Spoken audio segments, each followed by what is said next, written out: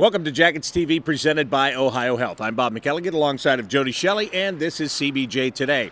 Well, the Blue Jackets last night dropped Game 1 of their quarterfinal playoff series in Pittsburgh with the Penguins. The final score was 4-3.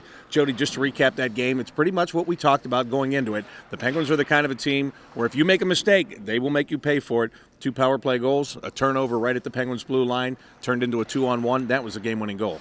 Yeah, and if you go back to the beginning of the game and how we spoke of pregame, what was going to happen or what the focus should be, the Jackets could not have handled the first period any better.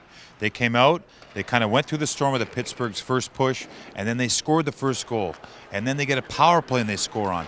And it's just one of those situations where they reacted to Pittsburgh scoring and tying up, making it 1-1 immediately with that power play goal. And it's about the response for me. And that was a good indication of where the Jackets' heads were at. Now from there, yeah, the game might have got away from them a little bit. They got into a little bit of a track meet, which you don't want to do against the Pittsburgh Penguins. They get into penalty trouble, which you don't want to do against the Pittsburgh Penguins. But I think they come out of there last night feeling like, hey, we can beat the Pittsburgh Penguins. So that was a good feeling. I know it was disappointing because they kind of felt like they let it get away. I think you feel the same way. And here they are, optional skate today. There'll be a skate tomorrow, travel back there and get ready for Game 2. All right, let's talk about that run-and-gun game that the Penguins use and that they can suck the Blue Jackets into. I think we've seen that to an extent in every game the two teams have played against one another. What is it, when you're a tight-checking team like the Blue Jackets are, what is it that gets you out of sync and even for minutes makes you think that you can play their game?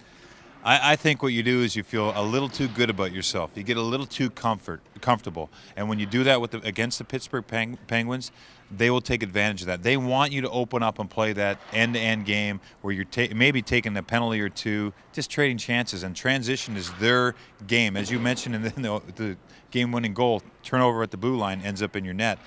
They take advantage of those opportunities. So when you feel good about yourself playing against the Pittsburgh Penguins and you don't stick to your plan, stay on the line, they're going to take advantage of it. Brandon Dubinsky really stood out in that game yesterday. He set up Jack Johnson on that first goal. He was gritty. You could tell that he was the most experienced playoff guy in the lineup last night. His job was Sidney Crosby, and he did an outstanding job against Sidney. He got under his skin a little bit.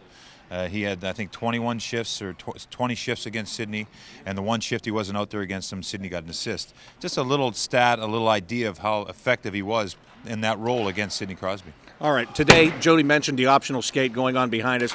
R.J. Umberger and Nick Foligno are both participating in that skate. They both went on the ice yesterday in Pittsburgh, but it was after the morning skate was over. It was right at the end of it. These guys think they can distract us. They can't. They can try all day. It will not work. But they did go out late yesterday. They're out here skating regular with these guys today.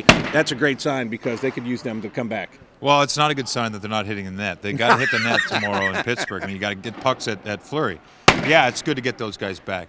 Foligno is a big veteran player who has major puck possession skills. And Umberger, I mean, he's a big body. And when he plays that simple, big body game, he's very effective. If he gets away from it, he knows that'll be trouble. But if he gets back and asserts himself in the way that he can, big boost for the Jackets. Do you think we should ask him if they'll put the net in the corner tomorrow night? Well, I'm just glad someone's watching this. Yeah, absolutely. They are. All right, tomorrow night's game, not tomorrow night, Saturday night is the game. As Jody said, tomorrow there'll be a practice, and then it's a travel day. So Game 2 is going to be on Saturday night at 7 o'clock. We'll get you updated once again tomorrow. For Jody Shelley, I'm Bob McElligott. Thanks for watching CBJ Today on Jackets TV, presented by Ohio Health.